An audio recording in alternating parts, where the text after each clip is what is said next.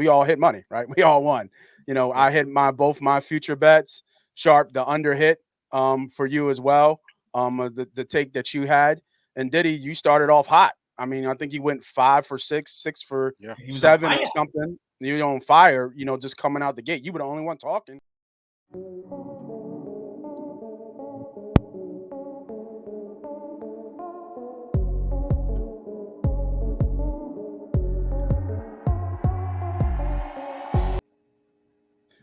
Welcome everybody back to another episode of the Money Pot Podcast and Money Pot Betting Show. I am the host. I am the CEO. They call me Moss Money.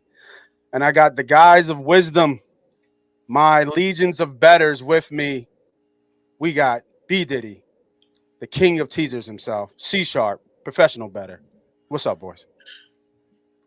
What's up, man? Hey, yo, that beat be slapping, dog. That intro I beat told be you, slapping. right? You just be vibing with the beat when that thing come on. That I thing see be Sharp slapping. bouncing in the back a little bit. Mm-hmm. So we are here to talk a little bit.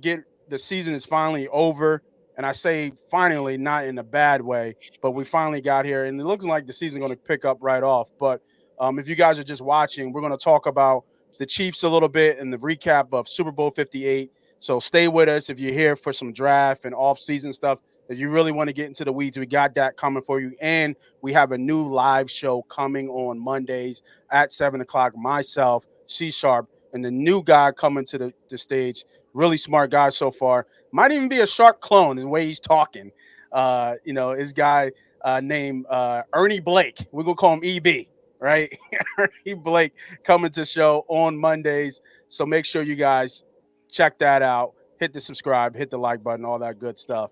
To make sure you're a part of that show as well. They're going to get really into the weeds of this GM organization hat that I love to debate with.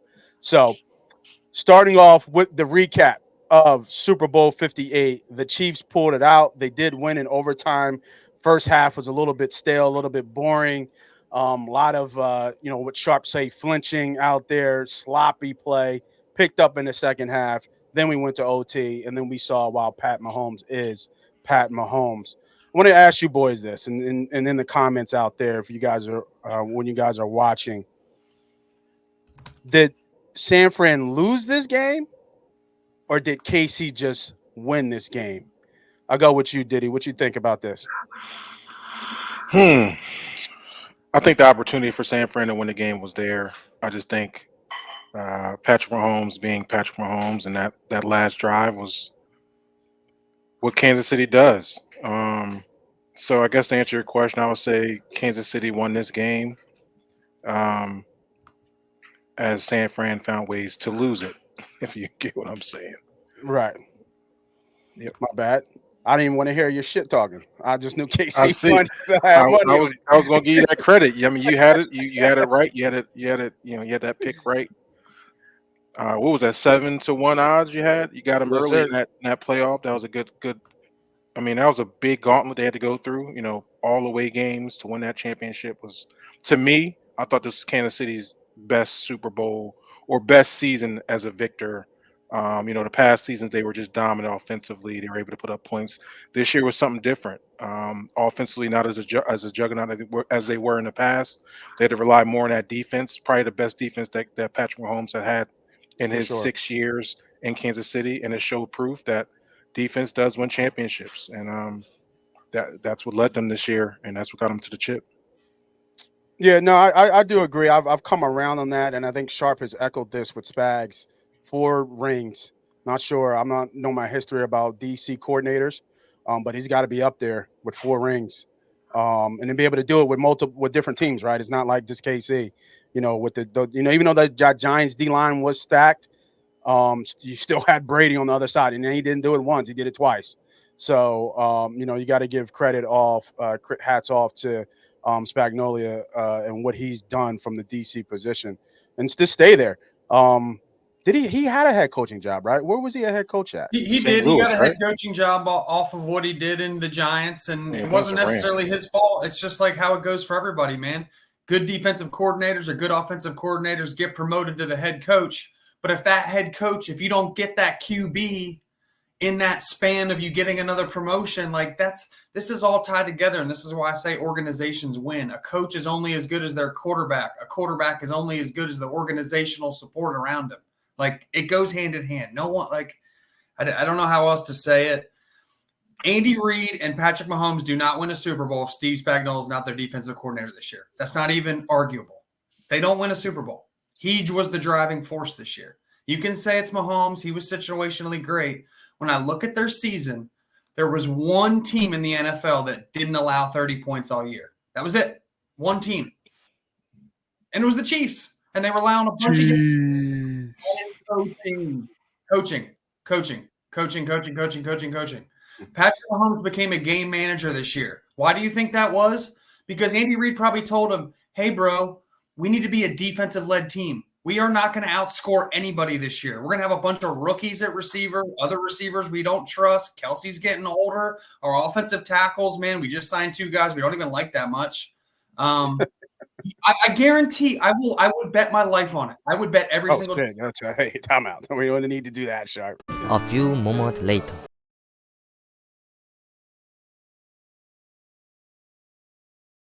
Conversation in August. And he's like, look, bro, I need you to be a game manager. I need you to check it down and run. We need to be a time of possession and defensive team. No turnovers. Learn to punt. I mean, and Mahomes was like happy to punt, like a new Mahomes. That's not like Patrick just looking in the mirror at home with his wife and being like, I'm going to put this franchise on my back and I'm going to become a game man. Like, no, that's coaching. That's someone in your ear since August telling you, I need you to be this. I need you to be this. I need you to be this. And then over time, he becomes that. Well, I think to also add to that, I think is that he's smart enough to know that too and recognize that and accept that, right? That goes both ways. You know what I mean? That could be Andy saying, hey, this is what we have. He wants to win. He is willing to do whatever it takes individually to win. He's a winner. For sure. He's not like the most talented guy out there. He just likes winning more than he likes being cool. Same thing Brady was. He'll just do whatever it takes to win. If it means staying extra with the receivers and throwing over and over with the receivers, he'll do that. If it means I got to run 16 times, he'll do that. If it means I got to dump it off 15 times, he'll do that. If it means I got to punt on 3rd down because my defense is lights out, he'll do that. Like, he's just a dude to be told what to do by his head coach, and he'll go do it. And when it comes to the Super Bowl, the Niners lost the Super Bowl. There's no way around it. There's no way around it. The Niners were the better team. They just – it's hard to – they just 6 different ways they found a way to lose this game.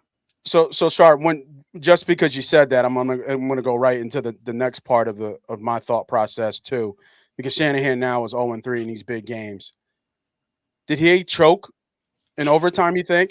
Because I think he came out and said that they had an idea about the overtime rules. They went over, they instructed their officials or whoever to go over with the team in the overtime rules. But I think he came out recently and said that they were looking for the 3rd possession to go win the game. That's what his thought was on receiving the kick, which I just don't buy. Like, I don't buy, because that tells me you feel that the Chiefs are going to score. So you score, the Chiefs score, and then you're going to get the ball back to win the game. So that was what his game flow thought maybe was of how this was going to work out. But I just don't buy it. I really think it was just a mistake on their end, and they didn't have an idea. No, I don't agree with that. I 100% think they knew the rules, and I do agree he thought about that 3rd possession. Mm-hmm. And I do think he thought they were going to score, the Chiefs were going to score. But my only thing in that thought process becomes, like, that's totally fine to be like, I want to be that team with the 3rd possession. But why didn't you go on 4th and 3? But here's the thing. That if that's the case, it can't be I'm scoring 3, Mahomes is scoring 3, because if you're the second team that gets the ball in overtime, it now becomes a 4. Every series is 4 downs, because it's win or go home. You can't like punt on 4th down. Like, you need to match the score. Where if you're the first team that gets the ball, you have to kind of operate on a 3-down basis. Like, if you get the ball and it's 4th down, you can't just go for it because it's overtime. So his thought process of waiting for the 3rd series is fine. But that means every 4th down on that first possession, you have to go for it. So And he so when choked. he So got did he to fourth choke? and Did he goal, choke right there and when he not got to going for fourth, it? I don't think that's choking. I just think when that's fourth and goal, he didn't have a play ready.